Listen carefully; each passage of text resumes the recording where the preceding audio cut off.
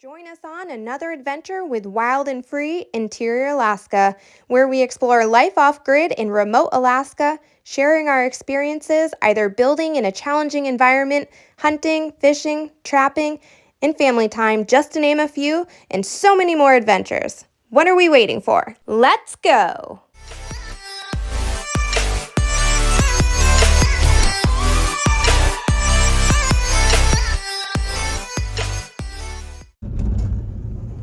Alright, so fun fact, that's a mama and a baby. Just stops. Well, I know you won't be able to see them, but I want to give them plenty of space and not run in the other side of the road with traffic and everything on a corner.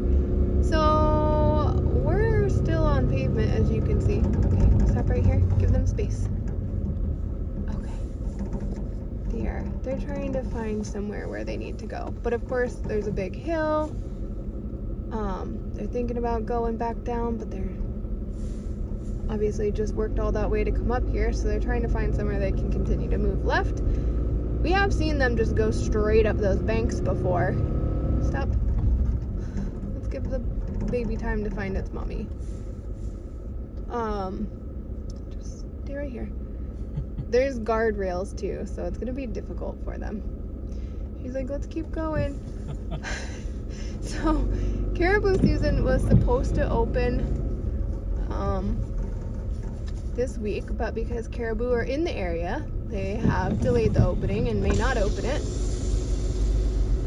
So, yeah, they are in the area. Obviously, everything we've shown you so far has just been moms and babies, little stragglers. Who knows? Could be the same ones. We're still a decent ways from our cabin, though. Love their little feet prancing. Oh my goodness, how cute. I just wish they get out of the road. I know, but we gotta give them space. And I don't want them to get into the other lane. They're doing a really good job staying in the correct lane. See, that's just a complete drop off. If they take that right now. Let me go around. Okay. Oh.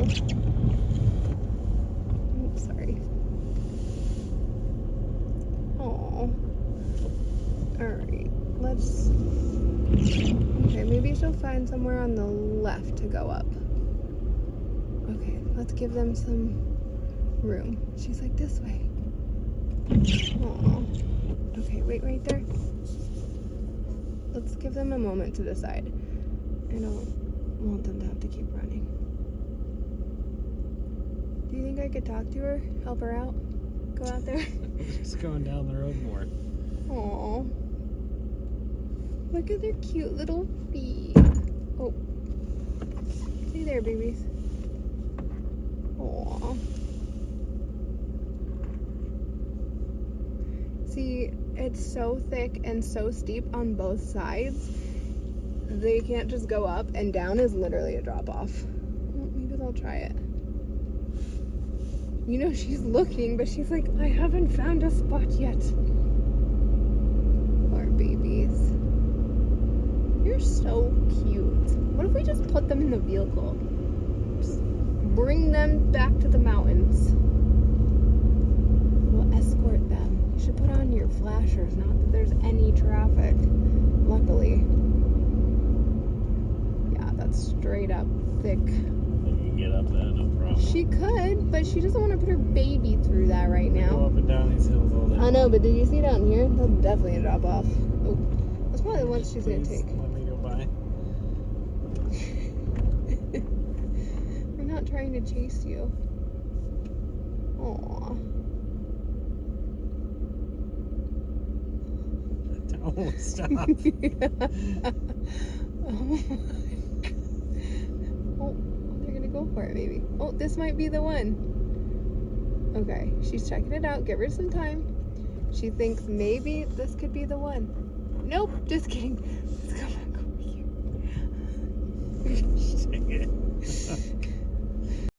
Despite our traffic jam, we make our way out to our cabin to continue our race against the snow. So last time we got the foundation set, we dug up the earth, revealing the permafrost, taking up the tundra, we set our blocking, and then we did our frame. and our joists, and we got the plywood on and kind of a floor in place. Now we're going to start building some walls. Let's see how that goes and see how the weather cooperates, but I don't really think we have a choice because the time is ticking. The only plus of caribou season not opening on time is that we have more time to focus on building instead of also trying to hunt, but we really would like to be able to do both because our freezers also need that as well. This is pretty typical fall weather out here where it's very foggy, it's a little drizzly, it's pretty chilly, and there's not a lot of clearing up for most of the days. This is pretty much the weather that we can expect until the snow starts to fly, which is pretty unfortunate because it's not ideal for building in. Obviously, we don't want to get all of our wood wet that's not exterior wood, but what other choice do we have? So on our way out, we saw a ton of caribou. It is August 15th. It's 42 degrees. I'm not quite ready for it. I'm just in a hoodie and there's a chill in the air. It's drizzly, rainy, foggy, literally classic fall weather. So it's a little chilly. There was a slight sunset through all of this fog on the way out, but it appears as if by the time we got here and unloaded, it's pretty much gone. You can kind of see a little pink back there. It's 10 p.m. and we had our kids go back to school next week. And so we had back to school things, meet the teacher that we were doing. He tried to capture a good picture, but we were a little too late. Fog rolled in too thick. Can't really see it like we saw it briefly on our drive as we got closer. And as I was saying, our kids had back to school functions. My dad just arrived this week from New York. So he is here. And he has the boys for the weekend for some quality time with Papa while he's visiting. And we were supposed to be back out here caribou hunting a few days later when the season opened, but as you know, they delayed it because there are, in fact, caribou in the area. And if there are caribou in the area, they delay it because they do not want overharvest, as they are saying that the herd continues to be small. Whether that's true or not, I have no idea. They didn't conduct the census count this year. I'm not even sure they got it last year, so who knows? But no caribou season, definitely fall. So things that were noticeable and worth remarking are that the alders are changing. We don't have too many here, but you can see they're starting to turn yellow, golden. We saw a lot more of that on the way out. The trees are starting to turn, like the birch and aspen are also turning gold colors. Things are getting darker reds. All the fall hues are really starting to pop out. Literally just 1 week difference. It is just crazy how fast things transition here. So fall is like definitely well underway. And the temperature, the fog, the drizzliness, everything matches. Like, it's fall. Building is going to be a lot of fun in this weather. But we don't really have a choice at this point. We have started and now we must finish. It's much later than normal, so we won't be up too long, so we can wake up in the morning despite whatever weather we've got and start making progress on our building over yonder. Looks like the tarp stayed put, so that's good. And we'll get busy, and then my father-in-law will be on his way out with a lot more materials that we picked up this week, and boy, was that a challenge.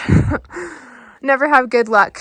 Even putting orders in, didn't work out so well. So that took multiple hours. It was like a 4-hour ordeal to get the lumber and everything else we need to make progress on that build to get it out here. So we'll be doing that. In the meantime, everything looks great here. The color is looking absolutely fantastic as it's settling in. I am loving it more and more and more. Every time now we turn the corner, our thing is always seeing if our cabin's standing, and that's really exciting and reassuring.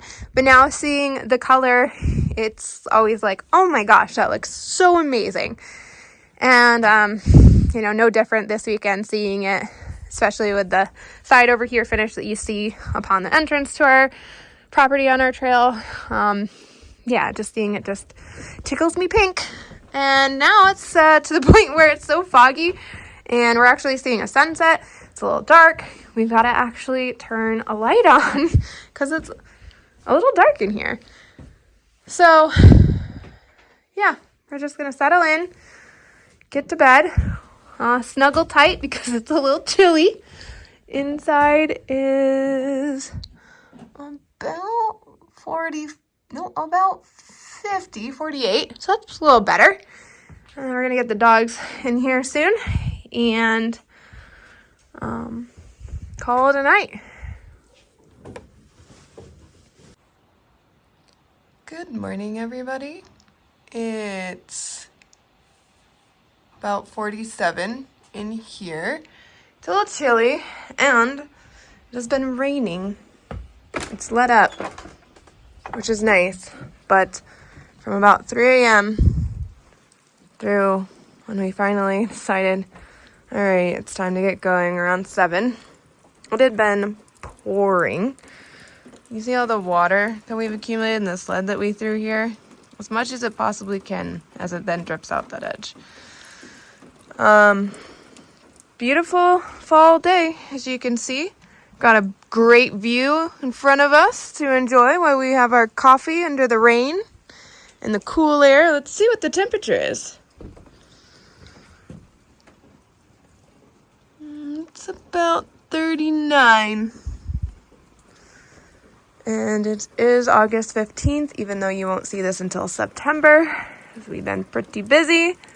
But that just gives you an idea of how soon fall arrives and winter soon follows. Honestly, by the time you see this, there will probably be snow on the ground. Things change rapidly. We're just going to brainstorm over coffee how we will be building something we don't really want wet in the rain today. Forerunner did get pretty clean. So, putting up walls is the goal. And you don't really want your walls all wet. So, gotta figure that out. Always keeping it interesting, that's for sure. The weather says around noon it might not be as rainy. We'll see, but we definitely don't have it that much time to wait that long. So, we gotta figure out something in the meantime. I don't know if you can see in here, but sitting down to eat breakfast, and it's been a little chilly in here all morning, and he was just saying, maybe we will need a fire to take the chill off. Yeah. When we're going to be working all day in the cold rain and it's 30s outside, coming inside, I think a fire for a little while will be real nice to take that chill off so I'm not just seeing my breath all day. Do you just enjoy breakfast and see your breath when you're eating? Because 'tis the season in here. Definitely a little chilly. Problem is with our wood stove is that it gets really warm in here and then you'll want to be taking off all your layers. I have 2 sweatshirts on right now. I'm debating adding gloves in here because my hands are so dang cold. Not ready for this yet. Not yet acclimated. So there you have it. Well, we're about to get started, and as you can see, the view from the outhouse is clearing up, so that's a plus.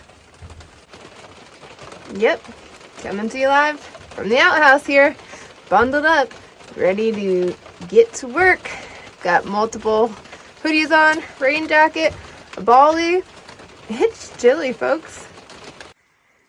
As I've mentioned, it's raining, it's chilly, and so as much as we dislike having to move these boards over and over and over again and carry them further than we need to, we brought them under the deck So our plan is that we're going to mark on these where the spacing is for the walls framing, and then we'll in theory just be able to slap them together as we just line them up, kind of exactly like we did with our foundation. I pre-marked it ahead of time with all the spacing instead of measuring one at a time and putting it together. We're going to take that approach, so we are starting there. And then the other board we need to cut a little bit off of, then we'll go bring them back, find the next ones, mark those ones, and do it all over again. Well, it's a discussion to have, I think. Yeah, we'll see where the weather's at. Well, in my mind, I'd rather mark and cut these, build this wall, And then move into the next wall. this part of the puzzle before we get We can do that other too. pieces confused. Despite the rain. Yes. Yeah, that's fine. We can totally do that. All right. Good discussion. Settled. That's what we're going to do. So, behold, the marking begins. We're following rough plans from How To Specialist for a 16 by 12 lean-to style building. While we've made some adaptations to meet some specifications that we are building specifically for our shed and our needs, marking everything following their plans is, for the most part, the same. So this section followed it precisely, did all of that. It ended up working out pretty well. I like to think of it like IKEA furniture. Everything's marked ahead of time and you're just sticking the pieces together. We'll see how this works.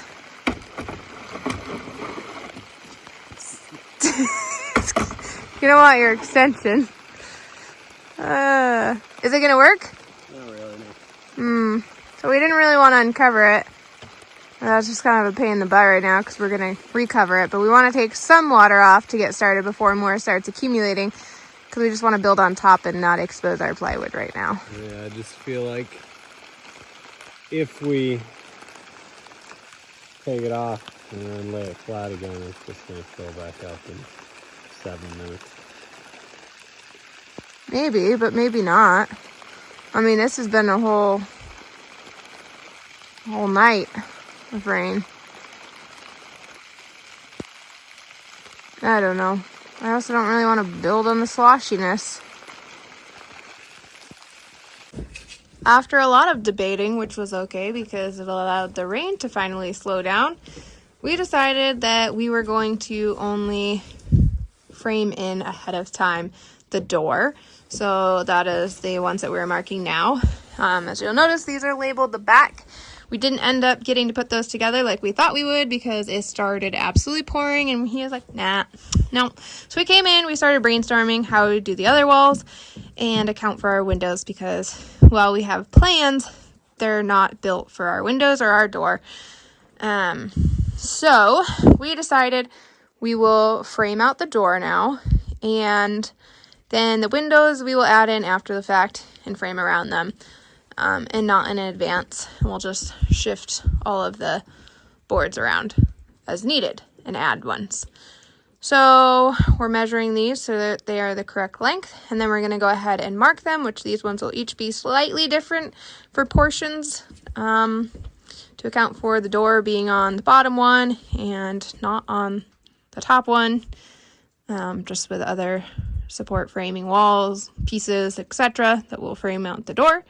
So we're going to go ahead and get started on that, and hopefully this weather continues to just be a drizzle after this, and then we can actually start building some walls, then measuring and doing the rest. So we're going to get to it. Similarly with the back wall, what we would do is follow the plans, and I would yell out measurements as my husband had the tape measure across, and he would make a mark every time I gave a measurement.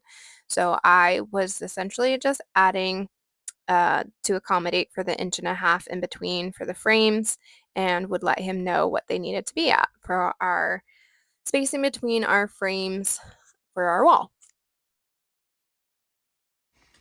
After some more debating, because we do a lot of that, especially with this guy here, we gotta make sure we're all in cahoots. But I'm really proud of him. He's not overthinking it. So we have our 12-foot boards here for the other sides, the end walls, I guess, if you will. And And we're just going to basically follow the plans, figure out the window later, and use, for the most part, what they have for the measurements for the door, which will be like our garage doors that we will load the snow machines in through. So we're just going to kind of make it easier on ourselves and follow that.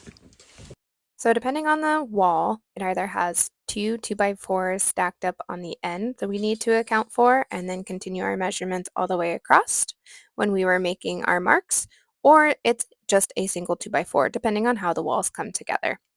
So after we cut them to the right length, we did exactly that. I measured everything using my calculator and shouted it out so that they would be able to mark everything as far as our spacing. So they're roughly 24 inches on center, depending on what's happening around the edges and to accommodate the door. Now that everything is marked, it's time to uncover it. There is a little rain that got through some of the holes, but it could have been so much worse. And it was time to start figuring out how to build these walls. The rain has slowed down, as you can see. Our tarp had a few holes in it, but it's way better than it could have been. So now we're going to start by building the back wall, which is 16 feet long and 8 feet tall in the end. So I pre-cut all of these and hopefully everything was accounted for and correct because we did have to adjust it from the measurements in the plan. So yeah, we will see how it all works out in the end. We'll hopefully have this go together pretty quickly because we have pre-marked everything now, as you've seen. So we should just be using our framing nailer, and we decided we'd screw the end ones for extra rigidity and hopefully make this quick. Marking everything ahead of time really helped for the rain to slow down so that we were just working in drizzle. And we were able to lay everything out and hold it in place. My father-in-law was making sure that everything was nice and even coming together. So that would be the outside of the wall so that when the siding is placed up against it, it will be flush and nothing sticks out funny, as sometimes these boards are quite wonky. Some of them are twisted and warped, you name it. We just kind of got what was available. Well, that was just a practice run because when we were marking these, we were figuring out the plans and what it accounted for on the ends. And we realized after why they did it a certain way, so we had to remark it. And we wrote not, but when we just set the board down, I set it down, I didn't spin it around and look before it started lining things up. So it was on the wrong side, which means they're slightly off. So now we're undoing the work that we just did. We're gonna flip it over and do it again. We'll just have to take out all of those nails. It's always fun. So what I'm trying to say is sometimes it's really helpful to do the work ahead of time when it's right and it works out. But then you might have to pay close attention with that one little error so that you're not stuck doing this.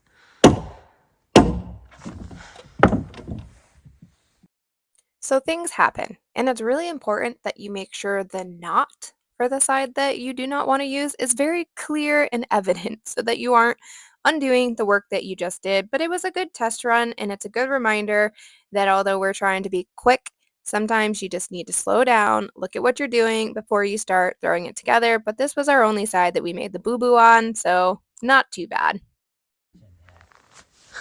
So, that was a good practice run. And oh, look at that. Pre-drilled holes now. Get back to it. Lined up with the correct side. And carry on. He was remarking that if you ever want to take it apart, screws is easier than the nails. That's a little bit of work. Now that everything is lined up correctly, so there are two 2x4s on each end of this wall. It's our longer wall, the 16-foot long wall. It's 8 feet high. I had pre-cut all of the 2x4s to the appropriate height in advance.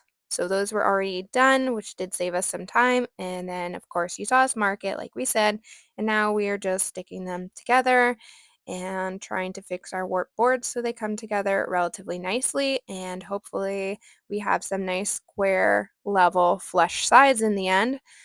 And then this board goes over top this header board, if you will, so that they all can kind of Lego piece together.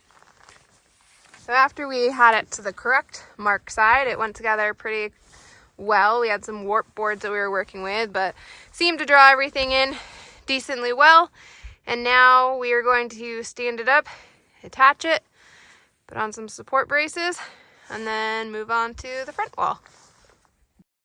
And just like that, it was attached, and we are going to raise this wall up in place and get it attached, but we're not going to attach it all the way, just in case we need to move the wall in a little bit to account for our slightly not square building so that everything ends up pretty flush. So we just put a few in, not all the way right now for screws to attach it to the plywood, just so that we could move it if we need to later on. And then we'll go back and add in all the appropriate screws later.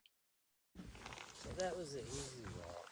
That was the easy wall. Went up pretty well. We're gonna go work on bringing over the materials for the front wall now. We'll hopefully toss that up just as well and not make a mistake with the marked boards. Don't think I had an error on those, so hopefully it looks the way we want it to in the end. Brought over those very warped boards, as you can see from here. And we're trying to figure it out and make sure we got them turned the right way to account for our door and everything. Gonna do this right the first time. This wall is going to have our standard door in it. It's a metal door that'll be framed in that we can walk up steps inside of if we don't want to open the garage door, especially if we don't want to let all the heat out and we're not loading a snow machine into the building. We decided that we would add the actual framing boards around the door that would be cut for the header later on. So we left a larger gap because we're not quite sure where our door is going to land in there. And instead of cutting it, twice and potentially being wrong, we decided we would just add all of that in later once we're ready to actually install the door.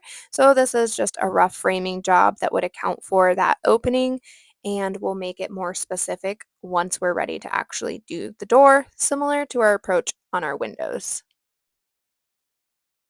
Yeah, that'd be awesome. Well, now the front wall is done. It will have a higher little side piece frame added to it because we're doing a lean-to style roof, but not bad. We have a few things to figure out with framing the door once we're actually putting the door in, but the bones are in place, so what more could we ask for? Now we're going to move on to the side walls, or end walls if you will. The end walls went pretty smoothly because especially that back wall where there will eventually be a window, we're not framing for the window in advance. We're going to add that in after the fact and then accommodate for that by adding in extra support wall framing all around the window, etc. So right now it's just a solid wall. It went together pretty well and it fit in nicely. It had the header that it just dropped into the other side walls. As you can see, that wall went in perfectly. So that was pretty awesome. That top edge lined up perfectly, squeezed in there perfectly. We hadn't screwed in the walls that are framed all the way to the foundation yet, just in case we needed to make slight adjustments to fit. We know it'll be a little off on this side because it's not quite square, but we'll see what we need to do then. But that other end is perfect. We ended up being short one pre-cut board, so we measured that and cut it, and then we began framing this last wall, which does have the opening to account for the garage door.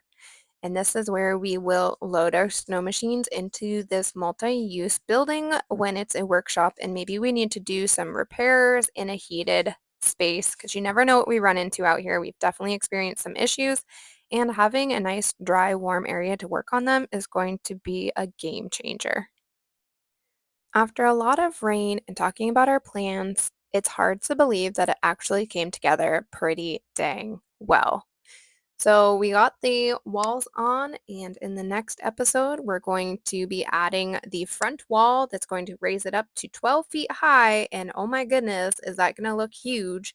And then we'll carry on and try really hard to get the majority of the roof on, probably in the rain, before we need to head back after the weekend. We also need to go back to the trail and pick up more supplies in order to finish that project as well. So there's a lot of work in our future, and hopefully you'll stick around to catch next week where we are getting to the roof and it's starting to finally look like a shed. Woohoo! Thanks for joining us. Give us a like and subscribe and follow for our next adventures on Wild and Free. Interior Alaska.